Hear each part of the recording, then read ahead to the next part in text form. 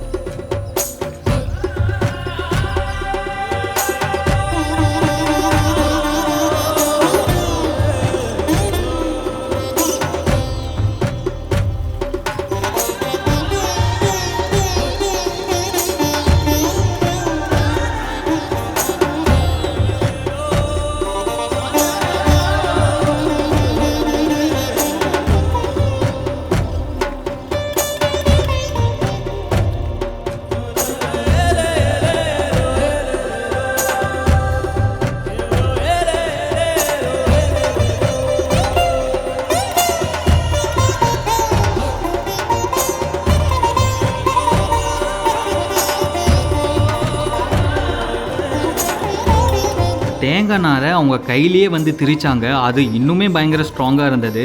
இந்த நவீன காலத்தில் இங்கே இருக்கிற மக்கள் பார்த்திங்கன்னா பெருசாக எதையும் டிபெண்ட் பண்ணாமல் அங்கே இருக்கிற இயற்கையை மட்டும் டிபெண்ட் பண்ணி எவ்வளோ சூப்பராக வந்து வாழ்கிறாங்கங்கிறது பார்க்கவே ரொம்ப ஆச்சரியமாக இருந்தது.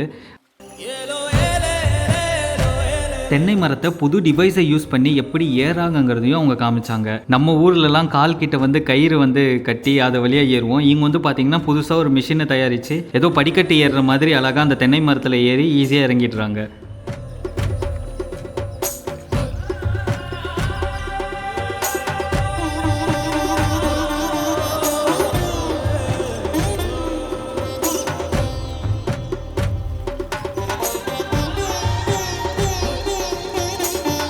தென்னை மரத்திலிருந்து கிடைக்கக்கூடிய பொருளை வச்சு நிறைய அவங்க வாழ்வாதாரத்துக்கு யூஸ் பண்ணிக்கிறேன்னு சொன்னேன் இல்லைங்களா.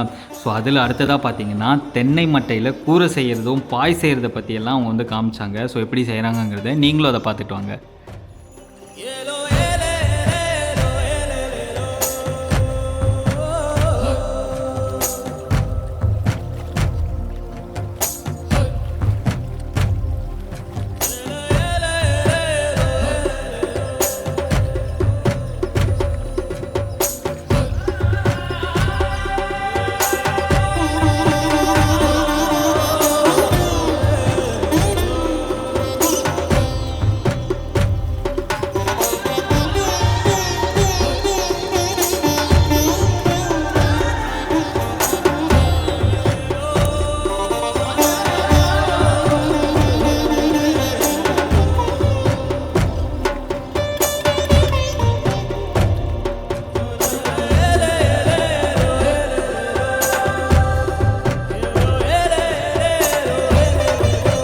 நிறைய விஷயத்துக்கு வந்து அந்த தென்னை மரத்தை அவங்க வந்து யூஸ் பண்ணிக்கிறாங்க அவங்க வாழ்வாதாரத்துக்கு.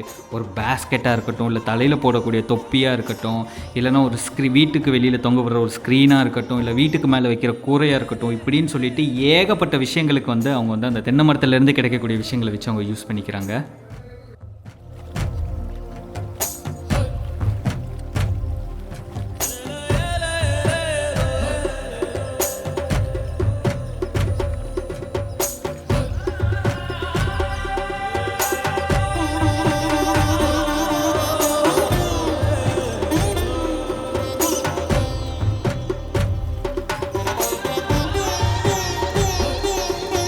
பெரிய சிரமமே இல்லாமல் எப்படி மீன் பிடிக்கிறது அப்படிங்கிறத பற்றியும் அவங்க வந்து சொல்லி கொடுத்தாங்க.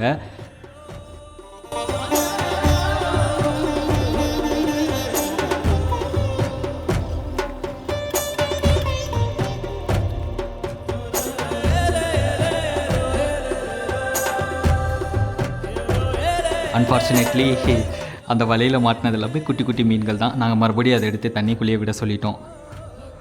அப்புறம் அங்கே தென்னை மரத்தில் இருந்த தேங்காய் எங்கள் கண்ணை உறுத்திக்கிட்டே இருந்தது. ஸோ எங்களுக்கும் 2 இளநீ வெட்டி கொடுங்கன்னு சொல்லி அவங்கக்கிட்ட கேட்டு அங்கே இருக்கிற தென்னை மரத்தில் வந்து நாங்கள் இளநீ வாங்கி குடித்தோம். ரொம்பவே ஸ்வீட்டாக சூப்பராக இருந்ததுங்க. என்ன தான் இந்த இளநீ முன்னாடி எவ்வளோ ஃப்ரெஷ் ஜூஸ் வந்தாலும் தோற்று போயிடும்.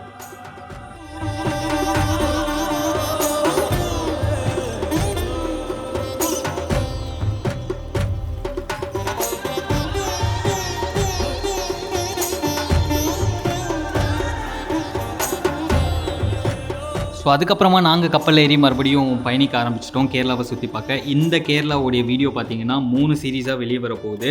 ஸோ ஃபர்ஸ்ட் சீரீஸில் நம்ம அந்த குமரகோம் வில்லேஜில் இருக்கிற மக்களோட வாழ்வாதாரம் தெரிஞ்சுக்கிட்டோம். ஸோ 2வது சீரீஸ் 3வது சீரீஸ்ன்னு சொல்லிட்டு ரொம்ப இன்ட்ரெஸ்டிங்கான வீடியோஸ் எல்லாமே வரப்போகுது. ஸோ இந்த கப்பலில் போகும்போதே பார்க்க முடியும் அந்த மக்கள் வந்து எப்படி அந்த வீடு கட்டி இயற்கையை எப்படி வாழ்கிறாங்கங்கிறதும் நம்மளால் வந்து பார்க்க முடியுது. பார்க்கவே ரொம்ப அழகாக இருந்தது. 2 கண்ணு சத்தியமாக போதலைன்னு தான் சொல்லணும். இப்போ தான் தெரியுது ஏன் கேரளாவை வந்து காட் ஓன் கண்ட்ரி அப்படின்னு சொல்கிறாங்கன்னு சொல்லிட்டு.